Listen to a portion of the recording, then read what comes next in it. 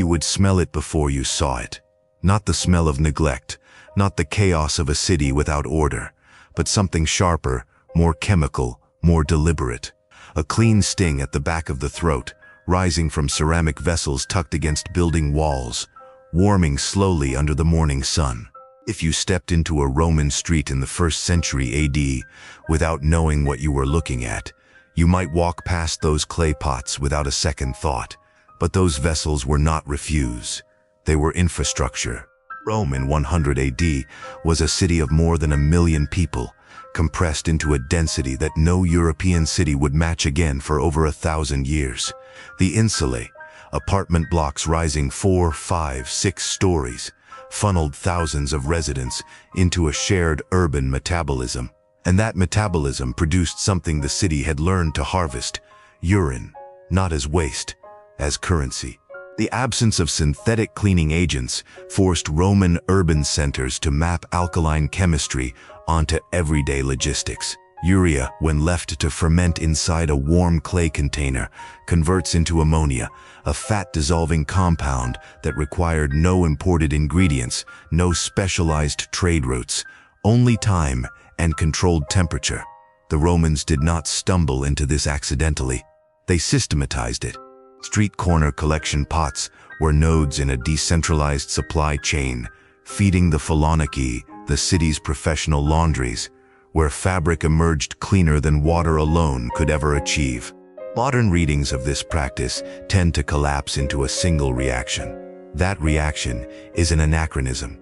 It imports a 21st century sanitation framework into a 1st century material reality, where the relevant question was never, is this pleasant? But does this work? The Roman answer, confirmed in the chemical residue of excavated Pompeian containers, was unambiguous. Collection routes, fermentation schedules, and laundry demand created a predictable cadence across Roman neighborhoods. The trade required coordination between residents who deposited the waste, collectors who transported it, and fullers who processed it. What looked like the smell of decomposition was, in functional terms, the olfactory signature of active chemical transformation. The insulae of Rome were not equipped with individual plumbing. Residents on upper floors carried chamber pots down staircases each morning, a practice documented in enough legal complaints and satirical poetry to confirm its regularity. Ground floors had access to public latrines, but those structures served communal purposes and were not designed for waste collection, requiring storage and transport.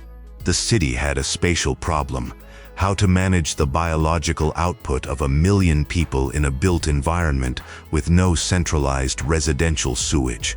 The solution was ceramic and decentralized.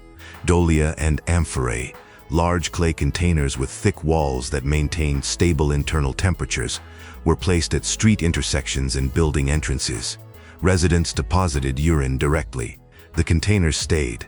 The chemistry began immediately. What makes this difficult to absorb through a modern lens is the reclassification it requires. 1st century Roman pragmatism did not categorize urine by its origin. It categorized it by its chemical function. A fluid with a pH above 9, freely available, requiring only containment and aging to become industrially useful. The judgment that shifted between their century and ours was not moral, it was chemical. Modern sanitation frameworks emerged from germ theory, from the 19th century understanding that biological waste carries pathogens. That knowledge did not exist in Rome. Archaeological residue analysis of containers recovered from Pompeii and Ostia confirms ammonium nitrate traces consistent with aged urine storage. This is not inference or reconstruction from literary sources alone. The chemistry left a physical record in the clay. The system operated on mutual exchange rather than coercion. Residents solved a disposal problem, collectors solved a procurement problem, and fullers received a reliable industrial input. Urine gatherers, often freedmen or slaves, navigated prescribed routes through the city, while fullers negotiated bulk pricing through guild contracts.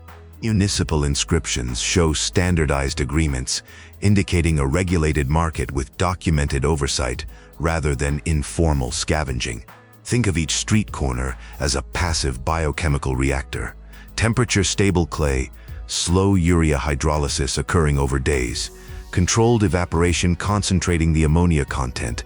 The container itself was the processing unit. The urban density that created the waste problem in the first place also guaranteed a continuous and predictable supply. Roman garments carried a specific chemical load. Wool accumulated lanolin, the natural oil secreted by sheepskin, along with sweat salts, urban soot, and the residue of daily contact with a city built on dust, animal traffic, and open cooking fires. Linen absorbed body oils and street particulate. Water alone, even applied with mechanical force, could not emulsify these compounds. The molecular structure of lipids, fats, requires an alkaline agent to break the bond between oil and fiber before agitation can carry the loosened residue away. The Phalanci understood this not through chemical theory, but through generations of consistent empirical result. Diluted aged urine, applied to soaked fabric and activated by mechanical treading, produced clean cloth. The ammonia acted as a mild alkali that saponified surface oils, broke their molecular structure, without degrading wool fibers the way stronger agents would. This made fermented urine not a crude substitute for cleaning, but a chemically precise one, calibrated by the material properties of the textiles being processed. The excavated Phalanci of Pompeii, preserved under volcanic ash in 79 AD, reveal a production sequence that bears no resemblance to brute force washing. The vats were arranged in spatial progression, soaking basins where fabric was submerged in diluted urine, treading vats where workers maintained steady rhythmic pressure with bare feet, rinsing pools fed by clean water channeled from the aqueduct system, and wooden pressing screws that compressed the fabric to remove residual moisture and restore structural density. Each stage controlled a different variable: pH in the soaking phase, mechanical agitation in the treading phase, dilution in the rinsing phase. The wear patterns on the volcanic stone floors of these workshops tell a precise story. Archaeological analysis shows repetitive, calibrated pressure distribution across the vat surfaces, not random or chaotic, but the consistent marks of practiced labor following a defined sequence. The spatial layout of the workshops reflects fluid dynamics engineering. Vats were positioned to allow gravity-fed transfer of liquid between stages, reducing manual labor and maintaining process continuity. The air inside a functioning Phalanci carried a sharp, clean alkaline sting, ammonia vapor rising with warm water as workers maintained their rhythm, not the smell of rot, but the smell of active chemical reaction. The fabric that emerged from the final pressing was lighter in color, structurally intact, and, after rinsing, free of the ammonia odor that had done the cleaning. Vespasian inherited a treasury that the civil war of 69 AD had systematically emptied. The year of the four emperors, in which Galba, Otho, Vitellius, and finally Vespasian each claimed the principate within 12 months, had consumed military resources, disrupted provincial tribute flows, and left the imperial administration without a stable fiscal foundation. Traditional revenue streams were unreliable. Conquest required military expenditure that exceeded short-term returns. Grain taxes fluctuated with harvest conditions, and provincial tributes had been destabilized by the political uncertainty of rapid imperial succession. Taxing the urine trade offered something the post-Civil War administration desperately needed: a revenue source based on a commodity that was already circulating, already regulated by guild contracts, and already generating documented commercial activity. The urine vectigal, the urine tax, did not create a new market. It inserted the state into an existing one. Fullers already paid collectors. Collectors already operated on prescribed routes. The tax standardized what was already happening and directed a portion of that flow into public accounts. Suetonius records the exchange that generated the phrase, Pecunia non olet, money does not stink. Vespasian's son, Titus, objected to the source of the revenue. Vespasian held a coin to his son's nose and asked if it smelled. It did not. The anecdote survived because it captured something administratively precise. The origin of revenue is irrelevant to its fiscal function.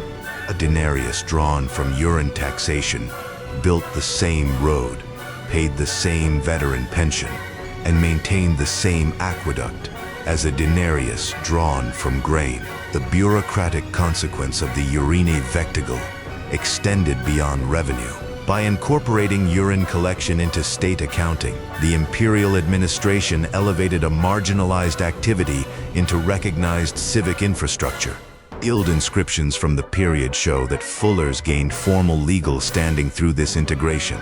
Their contracts became documented, their disputes resolvable through municipal mechanisms, their labor classified as a regulated economic sector. Funds were redirected toward aqueduct maintenance, road repair, and military veteran pensions. The sharp alkaline air rising from street corner fermentation vessels was, in this sense, directly connected to the stone roads that moved trade across the empire and the water channels that supplied the city's public fountains. A city's biological output, mathematically woven into public finance, sustaining the infrastructure that made urban density possible in the first place. Pecunia non olet was not cynicism. It was an administrative philosophy, and it described a system that worked. Ancient urban centers operated on closed-loop resource mapping. When synthetic alternatives did not exist, biological byproducts were cataloged by function, not dismissed by origin. The Roman approach to urine was not unusual within the internal logic of first-century material constraints. It was the consistent application of a principle that governed every other aspect of Roman urban management. If a substance performs a useful chemical or mechanical function, the system should capture and direct it.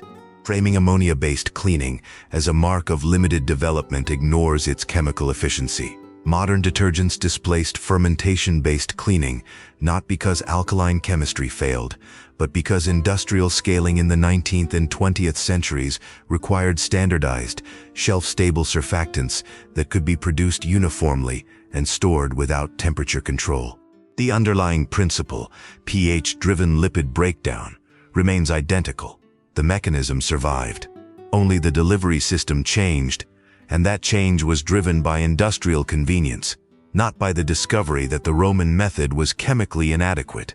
What the urine trade reveals, when examined through material constraint rather than moral reaction, is a city that solved multiple resource problems simultaneously with a single commodity.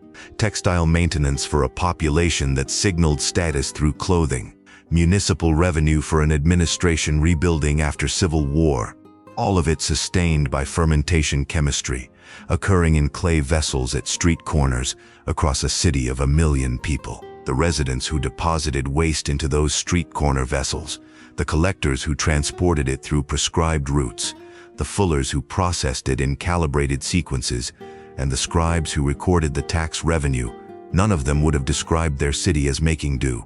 They were operating within a system that worked, within the knowledge and materials available to them. The sharp, clean sting of ammonia rising from a fuller's vat was not the smell of a civilization in deficit. It was the smell of one that refused to waste what chemistry could transform. That refusal, to dismiss a resource because of its origin, to trace function rather than react to form, is not a Roman peculiarity. It is the consistent logic of every human adaptation to material scarcity. Rome simply left enough archaeological evidence that we can reconstruct exactly how it smelled.